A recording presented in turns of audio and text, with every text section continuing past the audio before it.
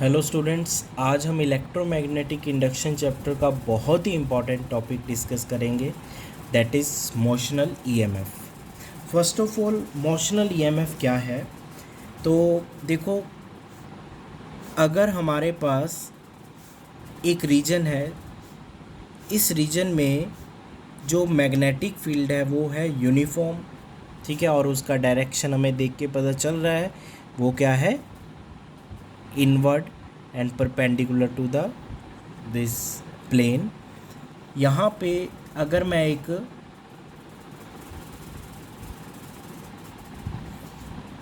Conducting road consider करूँ जिसकी length है L and that is moving with constant speed V, velocity V in this region of magnetic field, तो क्या होता है कि जो इस कंडक्टिंग रोड में इलेक्ट्रॉन्स हैं या चार्जेस हैं, उन चार्जेस पर क्या होगा, मैग्नेटिक फील्ड के कारण कुछ फोर्स लगेगी जिसके कारण चार्ज जो है दैट विल मूव, चार्ज में मोशन कॉज होगा। तो due to that motion of charge, इस रोड के एंड्स के अक्रॉस एंड्स पर equal positive and negative charges separate हो जाएंगे, जिसके कारण अगर इस एंड को मैं P कंसीडर करता हूँ तो यहाँ पे कुछ पॉजिटिव और नेगेटिव चार्ज अकोमुलेट होंगे। अगर ये P पे पॉजिटिव चार्ज अकोमुलेट होता है तो Q पे ऑब्वियसली नेगेटिव चार्ज होगा, तो जिसके कारण क्या होगा कि P और Q पे कुछ पोटेंशियल डिफरेंस क्रिएट हो जाएगा, ठीक है। और जब उस चार्ज पर, जो चार्ज मूव कर रहा है उस चार्जेस पर अगर इलेक्ट्रिक और मैग्नेटिक फोर्सेस बैलेंस हो जाती हैं तो उस वक्त क्या होगा, उस वक्त होगा कि P और Q पे इक्वल चार्जेस अकोमुलेट कर जाएंगे। तो जब इक्वल चार्जेस अकोमुलेट करेंगे तो उस वक्त जो इंड्यूस ईएमएफ है दैट विल बी मैक्सिमम, ठीक है। तो उसी इंड्यूस ईएमएफ को हम कहते हैं मोशनल ईएमएफ। तो अब हमने उसी का एक्सप्रेशन डिस्कस करना है, ठीक है। तो पहले मैं आपको थोड़ा थ्योरेटिकली भी बता देता हूँ। देखो, मोशनल ईएमएफ क्या है? जब कोई कंडक्टिंग रोड एक यूनिफॉर्म मैग्नेटिक फील्ड में मूव करती है तो क्या होता है, इंड्यूस ईएमएफ प्रोड्यूस होती है। पर वो इंड्यूस ईएमएफ क्यों प्रोड्यूस होती है? Due to motion of charges. तो चार्ज के मोशन के कारण इंड्यूस ईएमएफ प्रोड्यूस हो रही है, ठीक है, इसलिए उसको हम क्या कहते हैं, मोशनल ईएमएफ। है तो वो इंड्यूस्ड नेचर की, बट क्योंकि वो अराइज हुई है due to motion of charges in the magnetic field, इसलिए हम उसको मोशनल ईएमएफ कहते हैं, राइट। तो अब देखो कि इस रोड पे मैग्नेटिक फील्ड की डायरेक्शन है इनवर्ड और रोड की जो वेलोसिटी है दैट इज़ टुवर्ड लेफ़्ट। तो अकॉर्डिंग, अब हमें पता है कि जो लॉरेंट्स मैग्नेटिक फोर्स है, लॉरेंट्स मैग्नेटिक फोर्स का जो एक्सप्रेशन है वो क्या है, Q into V cross B. तो यहाँ से देखें तो फोर्स की डायरेक्शन क्या होगी, जो यहाँ पे कोई इलेक्ट्रॉन है उस इलेक्ट्रॉन पे लॉरेंट्स मैग्नेटिक फोर्स की डायरेक्शन क्या होगी वो हम डिटरमाइन कर सकते हैं राइट हैंड थंब रूल से। तो आपने क्या करना है, अब फिंगर्स को मूव करना है, बेंड करना है V से B की तरफ। तो उस वक्त जो थंब का डायरेक्शन होगा वो हमें लॉरेंट्स मैग्नेटिक फोर्स की डायरेक्शन देगी, ठीक है। तो आप अपना देखो कि जो वेलोसिटी है वो क्या है, लेफ़्ट डायरेक्शन में है। आपने फिंगर्स को, अब मैग्नेटिक फील्ड है इनवर्ड, तो फिंगर को इनवर्ड अंदर की तरफ बेंड करोगे तो आपके पास जो थंब है वो क्या आ रहा है, P से Q की तरफ आ रहा है। तो इट मीन्स इन इलेक्ट्रॉन्स पे जो मैग्नेटिक फील्ड के कारण जो फोर्स लग रही है या मैग्नेटिक फोर्स लग रही है वो लग रही है P से Q। तो इट मीन्स इलेक्ट्रॉन जो हैं वो P से Q की तरफ जा रहे हैं। तो इलेक्ट्रॉन कहाँ पे सेपरेट होके कहाँ इकट्ठे हो रहे हैं, Q पे। तो P पे इलेक्ट्रॉन्स की deficiency, it means P point पे पॉजिटिव चार्ज अकोमुलेट कर रहे हैं, ठीक है। और जब इस इलेक्ट्रॉन पे अब क्या होगा, देखो पी पॉइंट पे पॉजिटिव चार्ज आ गया है, अकोमुलेट हो गया है, क्यू पे नेगेटिव चार्ज अकोमुलेट हो गया है, पोटेंशियल डिफरेंस सेटअप हो गया है। पोटेंशियल डिफरेंस सेटअप हो गया तो इलेक्ट्रिक फोर्स भी, इलेक्ट्रिक फील्ड भी सेटअप हो गया है। इलेक्ट्रिक फील्ड सेटअप हो गया तो इलेक्ट्रिक फोर्स भी सेटअप हो गई है।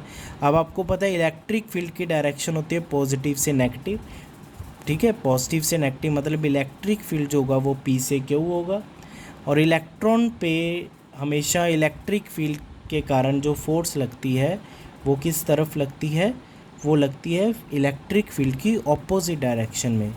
तो अगर इलेक्ट्रॉन मूव कर रहा है पी से क्यू और इलेक्ट्रिक फील्ड भी क्या है पी से क्यू, तो इस पे इलेक्ट्रॉन पे जो फोर्स लगेगी वो किस, इलेक्ट्रिक फील्ड के कारण जो फोर्स लगेगी वो लगेगी opposite to the direction of electric field. तो देखो मैग्नेटिक फोर्स लग रही है पी से क्यू और इलेक्ट्रिक फोर्स लग रही है क्यू से पी। तो कुछ इंस्टेंट पे किसी पर्टिकुलर वैल्यू पे आकर दोनों फोर्सेस बैलेंस होंगी। जब दोनों फोर्सेस बैलेंस हो जाएंगी तब उस वक्त क्या होगा, उस वक्त पी और क्यू पे जो चार्जेस हैं जो सेपरेट हुए हैं उनकी जो अमाउंट है वो इक्वल हो जाएगी, ठीक है। तो उस वक्त क्या है कि दैट जो ई इंड्यूस ई एम एफ होगी दैट विल बी मैक्सिमम। तो अब देखो कि इलेक्ट्रॉन को पी से क्यू मूव करवाने में कौन वर्क कर रहा है, दैट लॉरेंट्ज मैग्नेटिक फोर्स। तो work done in moving a charge, moving the charge positive Q, मैं पॉजिटिव के लिए बात कर रहा हूँ। अगर इलेक्ट्रॉन पी से क्यू जा रहे हैं तो पॉजिटिव चार्ज क्यू से पी जाएंगे, फ्रॉम क्यू टू पी। तो that work done will equal to, work done का जनरल फॉर्मूला होता है फोर्स इनटू डिस्प्लेसमेंट, डिस्प्लेसमेंट है क्यू पी। तो यहाँ पे फोर्स का फॉर्मूला क्या है, मैग्नीट्यूड देखें तो this will be B Q V, and what is this Q P is equal to L, right. ये लेंथ जो है कंडक्टर की दैट इज़ एल। तो वर्क डन आपके पास आ गया बी क्यू वी एल। यहाँ पे क्यू को अगर लेफ़्ट साइड लेकर जाते हैं तो ये लेफ़्ट हैंड साइड आ गया work upon charge, that is work done per unit charge. और work done per unit charge क्या होता है, दैट इज़ ईएमएफ। और हम बात कर रहे हैं इंड्यूस्ड ईएमएफ की, तो इंड्यूस ईएमएफ का एक्सप्रेशन आ गया बी एल वी। तो हम जो इंड्यूस ईएमएफ की बात कर रहे हैं वो किसके कारण अराइज हुई है, वो हुई है मोशन ऑफ चार्जेस के कारण। इसीलिए इस ईएमएफ को हम क्या कहते हैं, मोशनल ईएमएफ, ठीक है, दैट इज़ वेरी इंपॉर्टेंट। अब ईएमएफ के बाद हम इसमें इंड्यूस करंट की भी वैल्यू डिटरमाइन कर सकते हैं। इंड्यूस करंट क्या होगा, इंड्यूस ईएमएफ अपॉन रेजिस्टेंस। किसकी रेजिस्टेंस लेनी है, जो कंडक्टिंग रोड है उसकी रेजिस्टेंस लेंगे हम। तो आई की वैल्यू क्या होगी, B L V by R. तो ये इंड्यूस करंट की वैल्यू हो गई,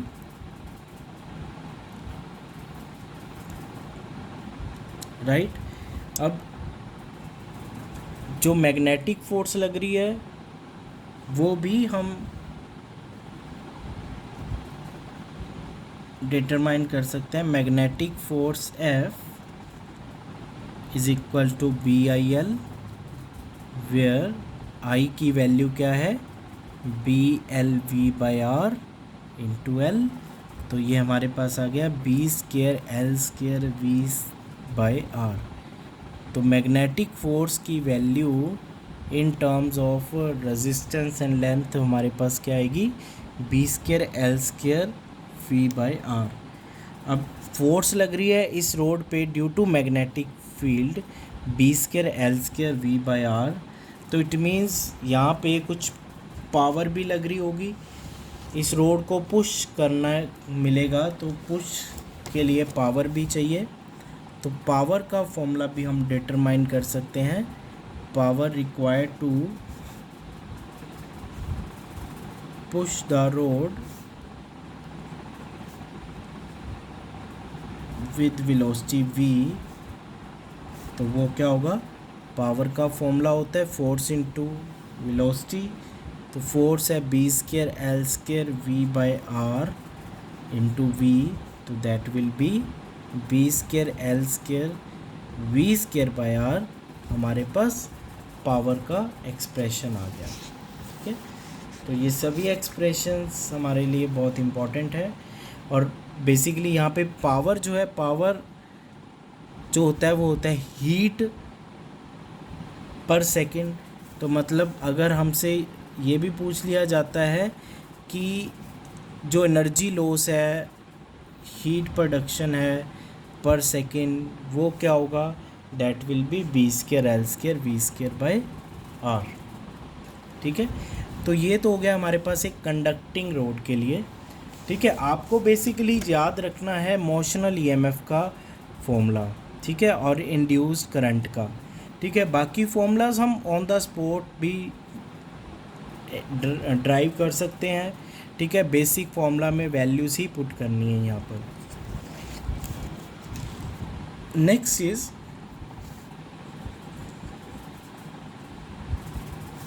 motional EMF in a conducting rod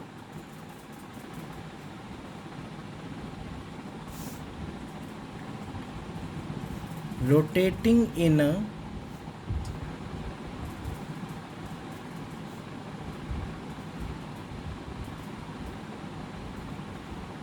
uniform magnetic field. अगर एक conducting road uniform magnetic field में रोटेट कर रही है तो उस पर, उस केस में क्या मैग्नेटिक मोशनल ईएमएफ प्रोड्यूस हो रही है, उसकी डिस्कशन करते हैं। ये रोड है जिसकी लेंथ है एल। ठीक है, ये एंड्स हैं ए एंड बी। ठीक है, ए एंड जो है वो है फिक्स और इसका बी जो एंड है दैट इज़ मूविंग, और वो एक रोटेट कर रही है। तो इस तरह से एक सर्कल ड्रॉ होगा। और मान लेते हैं कि जो रोड है वो रोटेट कर रही है कांस्टेंट एंगुलर वेलोसिटी ओमेगा से। ठीक है, तो और ये पूरा जो रीजन है that is provided with uniform magnetic field. ठीक है, यूनिफॉर्म मैग्नेटिक फील्ड बी। और मान लेते हैं कि कुछ सर्टेन टाइम में जो ये रोड है वो यहाँ से यहाँ पहुँची। ठीक है, बी से सी पॉइंट पहुँची, तो उस वक्त उसने जो एंगुलर डिस्प्लेसमेंट है रोड की दैट इज़ थीटा। तो जब वो बी से सी स्वेप्ट कर रही है तो उसने कितना एरिया कवर किया, area swept by rod from B to सी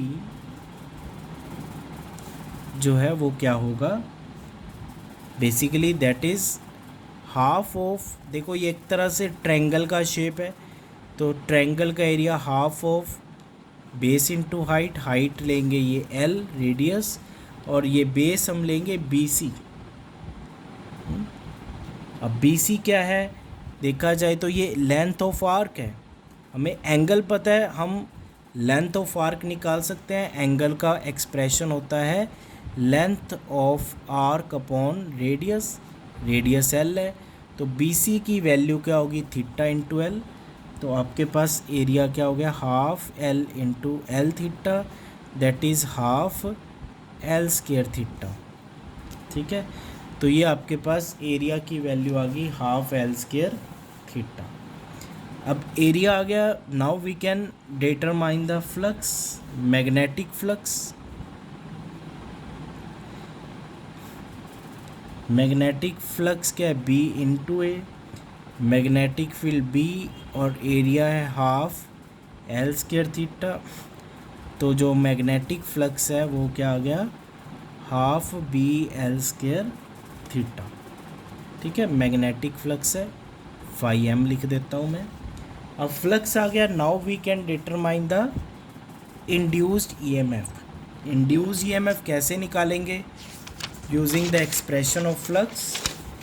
तो बेसिक फॉर्मूला जो है ईएमएफ का वो क्या है, वो है D phi M by D T. ठीक है, अगर मैं मैग्नीट्यूड की बात करूं, और जो फाई एम की वैल्यू हमने डिटरमाइन की थी वो की थी half B L square theta.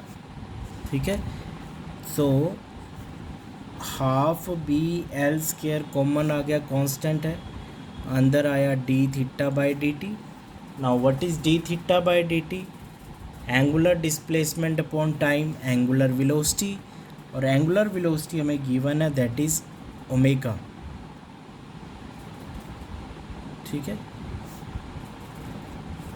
तो आपके पास जब कोई रोड किसी यूनिफॉर्म मैग्नेटिक फील्ड में स्ट्रेट मूव कर रही है तो इंड्यूस ईएमएफ की जो वैल्यू है वो आती है बी एल वी। ठीक है, बट अगर वो यूनिफॉर्म मैग्नेटिक फील्ड में रोटेट करेगी तो इंड्यूस ईएमएफ आपके पास क्या है, half B L square omega. ये दोनों एक्सप्रेशंस ही बहुत इंपॉर्टेंट है। ठीक है, हमें बहुत सारे अच्छे क्वेश्चंस करने को मिलेंगे इस फॉर्मूला के बेस पर।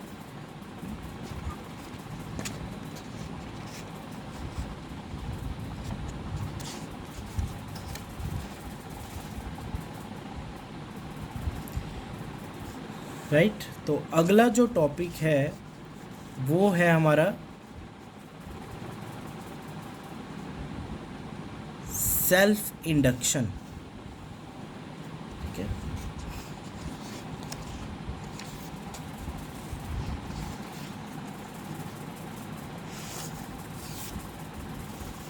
Now what is self induction? So देखो, दिस इज अ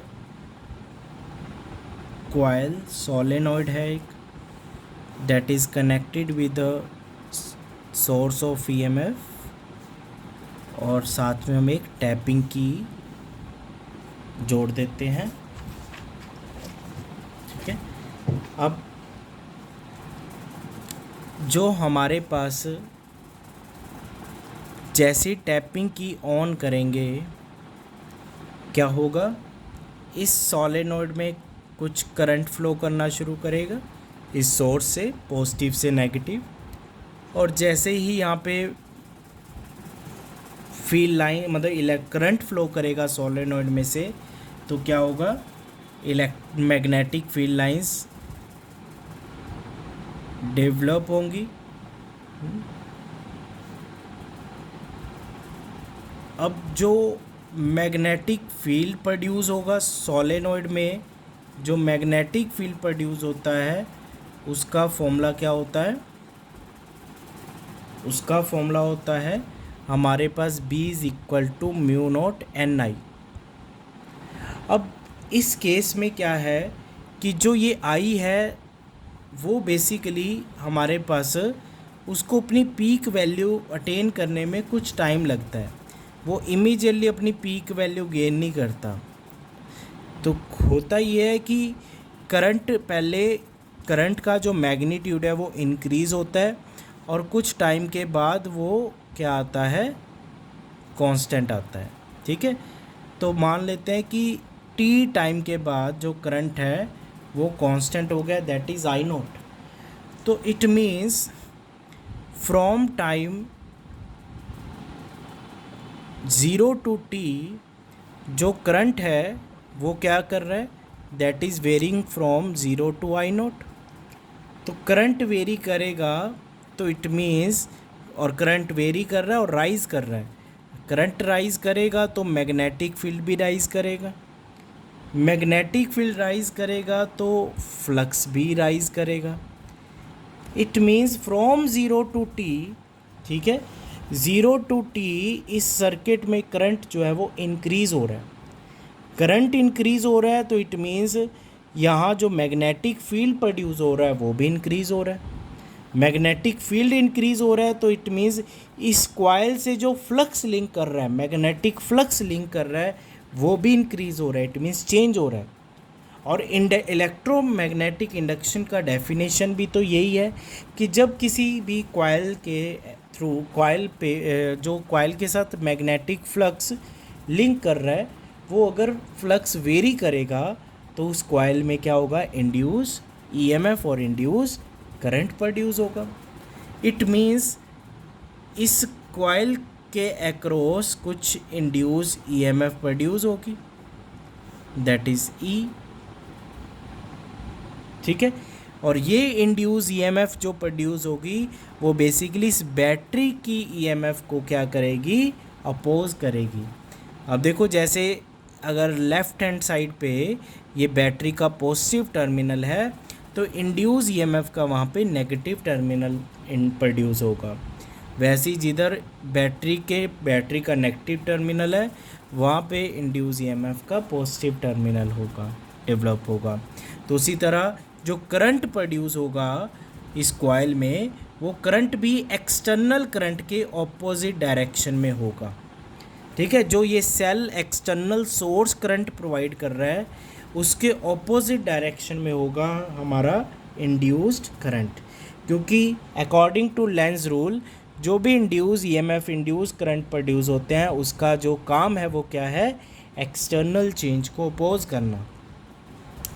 ठीक है, तो इसी फिनोमिना को, इसी प्रोसेस को हम कहते हैं सेल्फ इंडक्शन। ठीक है, और इसको और भी क्या कहते हैं, इनर्शिया ऑफ इलेक्ट्रिसिटी। क्योंकि देखो इसमें क्या हो रहा है, जिस सोलेनॉइड के साथ हमने बैटरी कनेक्ट की है उसी के अंदर ही जो इंड्यूस ईएमएफ प्रोड्यूस हो रहा है, इंड्यूस करंट, वो उसी बैटरी को पोज कर रहा है, उसी बैटरी के करंट को पोज कर रहा है। तो बेसिकली क्या है कि जो भी हम बैटरी ने करंट प्रोवाइड किया, इस करंट की स्ट्रेंथ को पोज करने के लिए इंड्यूस करंट प्रोड्यूस हो रहा है। तो उस फिनोमिना को कहते हैं सेल्फ इंडक्शन, राइट। और ये जो सेल्फ इंडक्शन का फिनोमिना है वो सिर्फ 0 से t टाइम के लिए है, क्योंकि जैसे t टाइम के बियॉन्ड क्या होता है, करंट हो जाएगा कांस्टेंट। जब करंट कांस्टेंट हो गया तो मैग्नेटिक फील्ड कांस्टेंट हो गया, तो फ्लक्स भी कांस्टेंट हो गया। फ्लक्स चेंज नहीं होगा तो इंडक्शन का फिनोमिना भी नहीं होगा। तो ये बहुत स्मॉल टाइम इंटरवल के लिए ये फिनोमिना जो है अक्कर होता है। ठीक है, तो देखो बेसिकली इस कॉइल में जो फ्लक्स लिंक कर रहा है था वो बेसिकली किसके डायरेक्टली प्रोपोर्शनल है, वो करंट के डायरेक्टली प्रोपोर्शनल है। तो current phi is directly proportional to current. जब यहाँ पे प्रोपोर्शनैलिटी का साइन हटाते हैं तो कांस्टेंट आता है, उस कांस्टेंट को हम कहते हैं L, that is self inductance, या उसको कहते हैं कोफिशिएंट ऑफ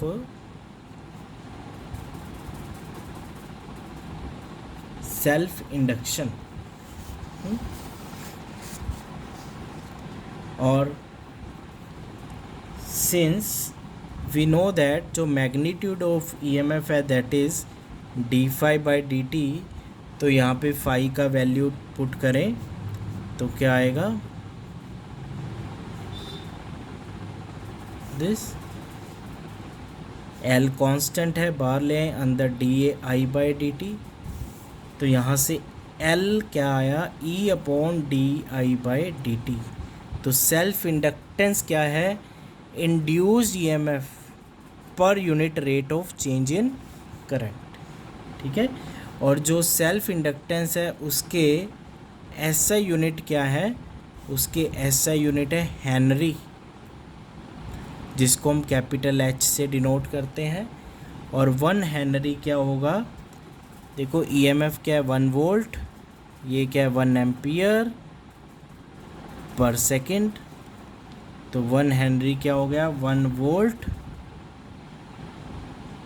वोल्ट सेकंड पर एम्पियर। ठीक है, तो बेसिकली डेफिनेशन मेन ये है, सेल्फ इंडक्टेंस मतलब induce EMF produce per unit rate of change in current. और ठीक इसी तरह आप इसके डायमेंशंस भी निकाल सकते हो। आपको पोटेंशियल डिफरेंस के भी डायमेंशन पता है, करंट के भी पता है, टाइम के भी पता है, तो आप सेल्फ इंडक्टेंस के डायमेंशनल फॉर्मूला भी फाइंड आउट कर सकते हो।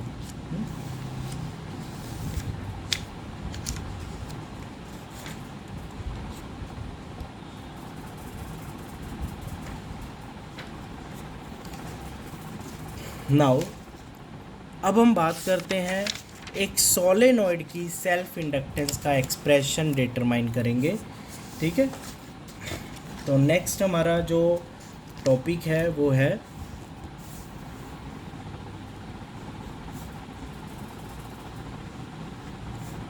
Self inductance of a long solenoid.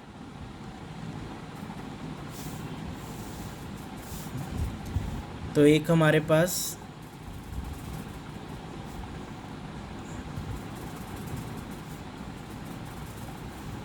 Solenoid है जिसकी लेंथ है L, ठीक है, और कैपिटल N जो है दैट इज़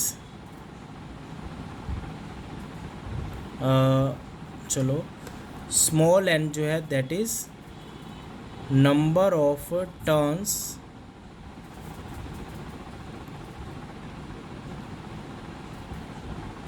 पर यूनिट लेंथ। ठीक है, और A जो है that is area cross section of the solenoid. ठीक है, तो अगर मैं इस सोलेनॉइड में से कुछ करंट I पास करवा रहा हूँ तो इसके बिल्कुल इनसाइड जो मैग्नेटिक फील्ड होगा उसका वैल्यू क्या होगा? Magnetic field inside the solenoid that will be mu naught small ni। और दिस इज इक्वेशन नंबर 1। ठीक है, आई वेरी करेगा फ्रॉम 0 to t टाइम के लिए, तो तब तक मैग्नेटिक फील्ड भी वेरी करेगा। जब तक मैग्नेटिक फील्ड वेरी करेगा तो मैग्नेटिक फ्लक्स भी वेरी करेगा। तो magnetic flux linked with each turn of solenoid। Magnetic flux linked with each turn of solenoid क्या होगा? Magnetic field into area cross section. Magnetic field क्या है? Mu naught N I into A कर देंगे। ये आ गया एक सिंगल टर्न के साथ जो फ्लक्स लिंक कर रहे हैं। बट अगर हमें डिटरमाइन करना पड़े कि पूरे के पूरे सोलेनॉइड के साथ कितना फ्लक्स लिंक कर रहा है, तो total magnetic flux linked with the solenoid, तो वो क्या होगा? Magnetic flux linked with each turn of solenoid को किससे मल्टीप्लाई कर देंगे? Total number of turns in the solenoid. अगर एक टर्न के क्रॉस फ्लक्स हमें पता है तो उसको टोटल नंबर ऑफ टर्न से मल्टीप्लाई कर देंगे, तो that will our total magnetic flux. तो एक टर्न के साथ जो फ्लक्स लिंक कर रहा है वो mu naught N I A है, multiply with total number of turns. तो टोटल नंबर ऑफ टर्न्स क्या है? N into L. देखो total number of turns per unit length है स्मॉल एन, तो उसको टोटल लेंथ से मल्टीप्लाई कर देंगे तो वो क्या आएगी? हमारे पास टोटल नंबर ऑफ टर्न्स बनेंगे। तो फाई की वैल्यू क्या होगी? Mu naught N square I A L. This is equation number 2। Now as we know flux is equal to L into I, अभी हमने पढ़ा है। तो इनको कंपेयर करें तो L I is equal to mu naught N square I L, तो I से आई कैंसिल हो गया। तो आपके पास सेल्फ इंडक्टेंस का वैल्यू क्या आ गया, म्यू नोट एन स्क्वेयर ए इंटू एल। ठीक है, that is very important formula. तो यहाँ से हमें क्या पता चल रहा है कि एक तो सेल्फ इंडक्टेंस, किसी भी सोलेनॉइड की सेल्फ इंडक्टेंस जो है वो एक तो डिपेंड करती है नंबर ऑफ टर्न्स पे या number of turns per unit length पे। दूसरा एरिया एंड लेंथ है। एरिया एंड लेंथ मतलब उसकी कन्फिग्रेशन, मतलब उसकी डायमेंशंस क्या है उस सोलेनॉइड के, उसका एरिया और लेंथ क्या बताते हैं, उसके डायमेंशंस बताते हैं। ठीक है, और ये म्यू नोट क्या है, परमेबिलिटी ऑफ फ्री स्पेस। ये तो फ्री स्पेस के लिए है।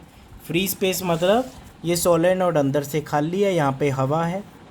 अगर इसकी बजाय कोई हम आयरन या स्टील की रॉड डाल देंगे तो उस मटेरियल के लिए परमेबिलिटी चेंज हो जाएगी। ठीक है, तो परमेबिलिटी चेंज हो जाएगी तो सेल्फ इंडक्टेंस भी चेंज हो जाएगा। तो बेसिकली सेल्फ इंडक्टेंस किसी भी सोलेनॉइड का एक तो डिपेंड करता है number of turns in the solenoid, दूसरा उसके डायमेंशंस क्या है सोलेनॉइड के, तीसरा इनसाइड द सोलेनॉइड मटेरियल क्या है। ठीक है, मटेरियल इनसाइड द सोलेनॉइड उस पर भी डिपेंड करता है उसकी इंडक्टेंस, सेल्फ इंडक्टेंस।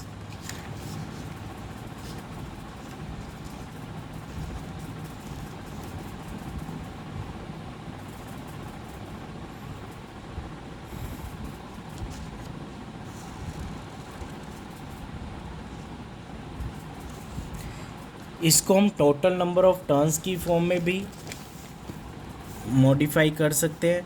अगर हमें number of turns per unit length की बजाय अगर हमें total number of turns given होती, टोटल नंबर ऑफ टर्न्स मतलब कैपिटल एन,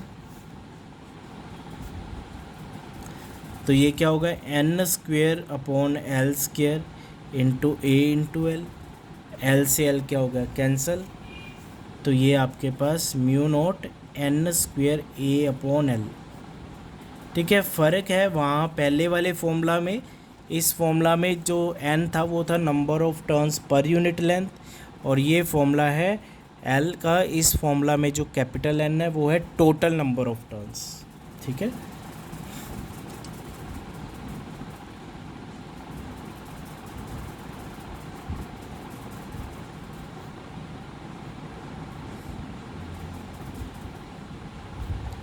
ठीक है, चलो। अब हमें ये पता चल रहा है कि एक सोलेनॉइड जो है जब उसमें करंट पास, मतलब इन जनरल जो सोलेनॉइड है उसकी कुछ ना कुछ सेल्फ इंडक्टेंस है, इसलिए हम सोलेनॉइड को और क्या कह सकते हैं, solenoid is also known as inductor. ठीक है, तो जो सिंबल होगा इंडक्टर का दैट इज़ दिस, और इंडक्टर की क्या होती है, इंडक्टेंस। जैसे रजिस्टर है, रजिस्टर की रेजिस्टेंस होती है, कैपेसिटर की कैपेसिटेंस, वैसे इंडक्टर की इंडक्टेंस। तो ये रजिस्टर, कैपेसिटर और inductor, these three are basic electrical elements, right. तो जैसे हमने resistance in series parallel, capacitor in series parallel, तो वैसे इंडक्टर्स को भी हम देखते हैं कि सीरीज़ एंड पैरेलल में कैसे इनका हमने इक्विवेलेंट निकालना है। तो दो इंडक्टर्स हैं, एक की इंडक्टेंस है L1, दूसरे की है L2, दोनों सीरीज़ में कनेक्टेड है। तो जो इक्विवेलेंट सेल्फ इंडक्टेंस होगी वो क्या होगी, L1 प्लस L2। ठीक है, now inductors in parallel, parallel में इंडक्टर्स का जो कनेक्शन है,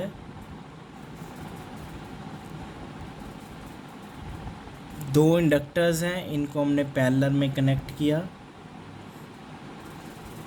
इसकी सेल्फ इंडक्टेंस L1, इसकी सेल्फ इंडक्टेंस L2।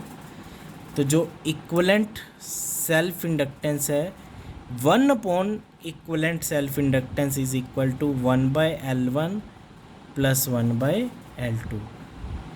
तो बिल्कुल जो रेजिस्टेंस के केस में होता है बिल्कुल वही केसेस हैं।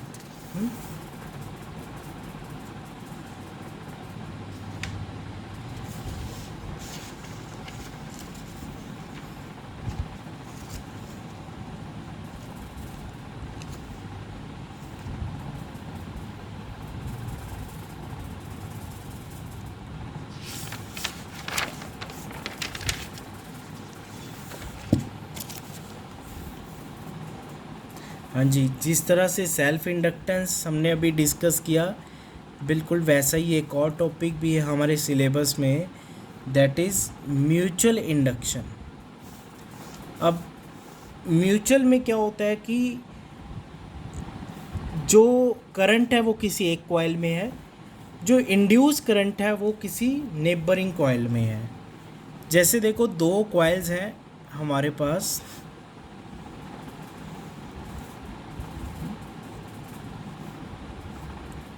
और दोनों एक ही एक्सिस पे हैं एक दूसरे के साथ।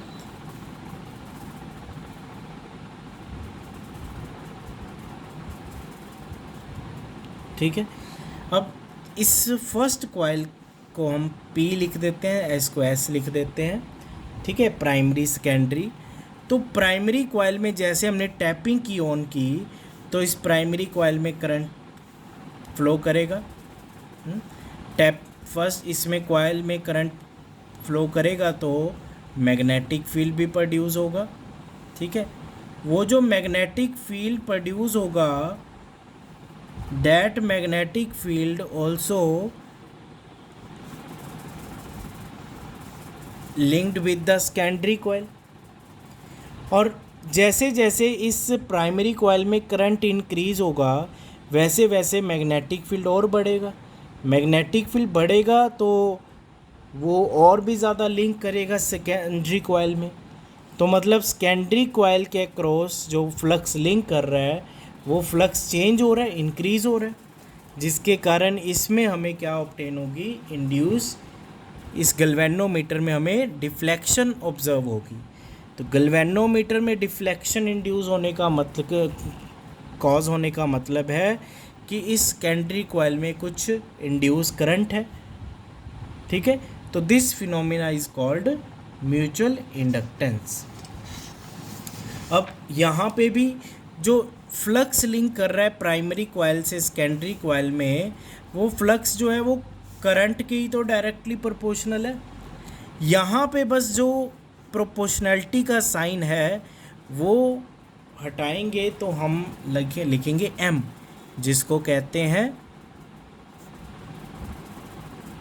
म्यूचुअल इंडक्टेंस या कोफिशिएंट ऑफ म्यूचुअल इंडक्शन। ठीक है, तो सिंस वी नो दैट जो मैग्नीट्यूड ऑफ EMF है दैट इज़ d∅/dt, तो यहाँ पे हम फाई का वैल्यू पुट कर दें M×I। M जो है वो बाहर आ जाएगा, कांस्टेंट है, अंदर di/dt। तो देखो म्यूचुअल इंडक्टेंस का जो एक्सप्रेशन है वो बिल्कुल कैसा आया है, जो एक्सप्रेशन सेल्फ इंडक्टेंस का था, induce EMF per unit change in current, rate of change in current. तो इट मीन्स इसके भी ऐसा यूनिट जो है वो हमारे पास क्या है, हेनरी। मतलब न्यूमेरिकली दोनों एक ही वैल्यू, एक जैसे है, यूनिट एक जैसे है। ठीक है, सिग्निफिकेंट अलग अलग है। वहाँ पे सिंगल सर्किट था, वही सर्किट में बैटरी लगी हुई है, उसी में इंडक्शन का फिनोमिना हो रहा है। यहाँ पे इन बैटरी किसी और सर्किट में है और इंडक्शन का फिनोमिना हमें जो नेबरिंग कॉइल है उसमें देखने को मिल रहा है। ठीक है, तो that is called mutual inductance. अब म्यूचुअल इंडक्टेंस के केस में अब हम डेरिवेशन डिस्कस करते हैं कि हम वेरी इंपॉर्टेंट जो इसका रिजल्ट है बहुत इंपॉर्टेंट है। Mutual inductance of two long coaxial solenoids, दो कोएक्सियल सोलेनॉइड्स हैं, उनके लिए हमने म्यूचुअल इंडक्टेंस फाइंड आउट करना है। तो ये हम इमेजिन कर लेते हैं कि एक ऐसे सिलेंडर है, इस सिलेंडर के अराउंड हमने कॉइलिंग की है, ठीक है। एक वायर ऐसे आ रही है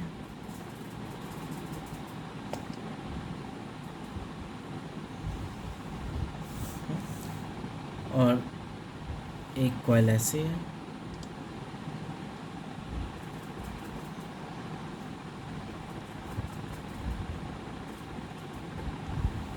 ठीक है। This is solenoid S1, this is solenoid S2, length same है L, ए जो है कॉमन है, एरिया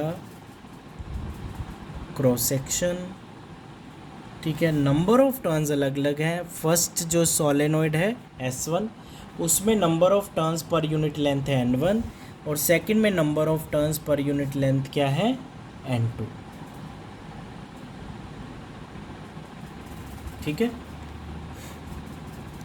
तो सबसे पहले हम बात कर रहे हैं करंट हमने S1 से पास किया, जो बैटरी कनेक्ट की है वो S1 से पास की है, ठीक है। तो magnetic field inside the solenoid S1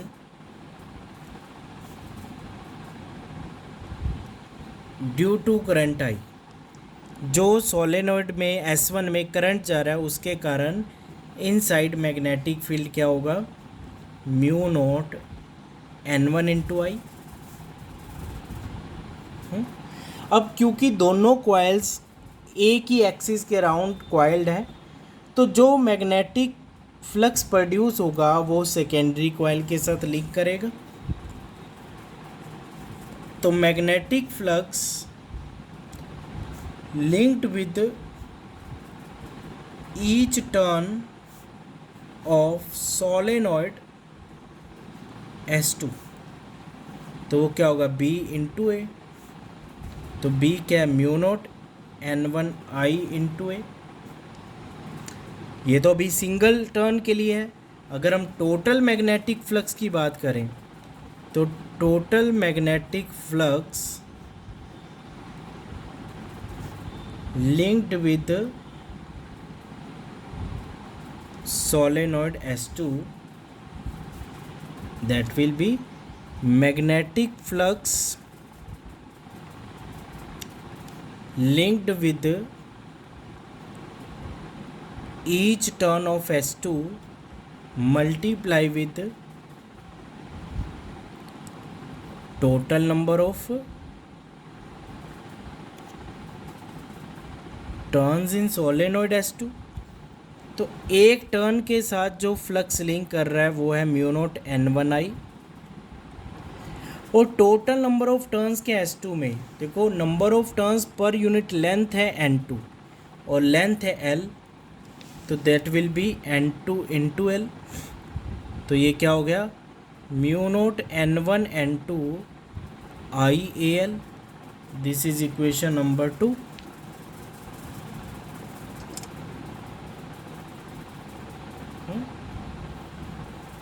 इसको हम लिखेंगे flux link with solenoid S2 due to S1। चलो 2 लिख लो, लिंक्ड विद 2 है। Now this phi2 can be written as M into I, इसको मैं M21 लिख दूँ। Mutual inductance link in coil S2 due to S1, this will equal to mu naught N1 N2 I into A L. I से I cancel हो गया, तो आपके पास ये क्या बना, mu naught N1 N2 A L. तो देखो इस फॉर्मूला में टर्न्स तो दोनों कॉइल्स की आ गई हैं, एरिया और लेंथ भी आ गया कॉमन, तो इट मीन्स सेकंड कॉइल की फर्स्ट कॉइल के विद रिस्पेक्ट टू जो म्यूचुअल इंडक्टेंस है या फिर मैं कहूँ कि फर्स्ट कॉइल की mutual inductance with respect to second coil वो भी यही रहने वाली है। तो हमारे पास म्यूचुअल इंडक्टेंस का जो जनरल फॉर्मूला है वो क्या आ गया, mu naught N1 N2 A into L।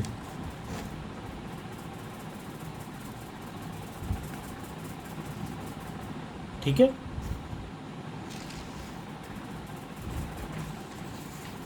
और यहाँ पे बहुत इम्पोर्टेंट चीज़ कि किन किन फैक्टर्स पे डिपेंडेंसी है म्यूचुअल इंडक्टेंस की। Factors affecting mutual inductance of two coils. सबसे पहले तो size and shape of the coil, जहाँ पे एरिया और लेंथ टर्म आ रहा है, मतलब डायमेंशंस की बात हो रही है। नंबर ऑफ टर्न्स हैं दोनों कॉइल्स के, number of turns in the two coils. Mu naught है, परमेबिलिटी है, तो जहाँ पे परमेबिलिटी आ गया फॉर्मूला में, मतलब वो nature of material on which coil are bound, किस मटेरियल के ऊपर कॉइल बाउंड है, या सोलेनॉइड के अंदर क्या है मटेरियल। ठीक है। फिर जो अदर टू फैक्टर्स हैं जो आपके फॉर्मूला में नहीं दिख रहे हैं वो है, एक तो relative placement of two coils, orientation, आप दो कॉइल्स को कैसे रख रहे हो, उनका प्लेसमेंट क्या है। और दूसरा डिस्टेंस बिटवीन टू कॉइल्स, दो कॉइल नज़दीक पड़ी हैं तो ज़्यादा फ्लक्स लिंक करेगा एक कॉइल का दूसरे कॉइल के साथ, तो म्यूचुअल इंडक्टेंस भी अच्छा खासा ज़्यादा होगा। अगर दूर दूर पड़ी हैं तो फ्लक्स कम लिंक करेगा, तो म्यूचुअल इंडक्टेंस कम होगा। तो डिस्टेंस वाला तो क्लियर है। आप रिलेटिव प्लेसमेंट वाला देखो सबसे पहले तो या तो आप ऐसे प्लेस कर सकते हो, दो कॉइल्स को एक ही एक्सिस में रख दिया, या आपने दो कॉइल्स को एक ही मटेरियल के राउंड एक के ऊपर वाउंड कर दिया, जिसको कोएक्सियल कहते हैं। ठीक है। या आपने एक दूसरे को 90 डिग्री एंगल पे रखा। तो देखो तीनों केसेस में मैंने मैग्नेटिक फील्ड लाइन शो कर रखी है। तो साफ दिखने में पता चल रहा है जब दो कॉइल्स 90 डिग्री पे हैं तो उस वक्त क्या है कि एक कॉइल की फील्ड लाइंस दूसरे के साथ मिनिमम लिंक कर रही है, तो उस वक्त म्यूचुअल इंडक्शन जो होगा वो मिनिमम होगा। ठीक है।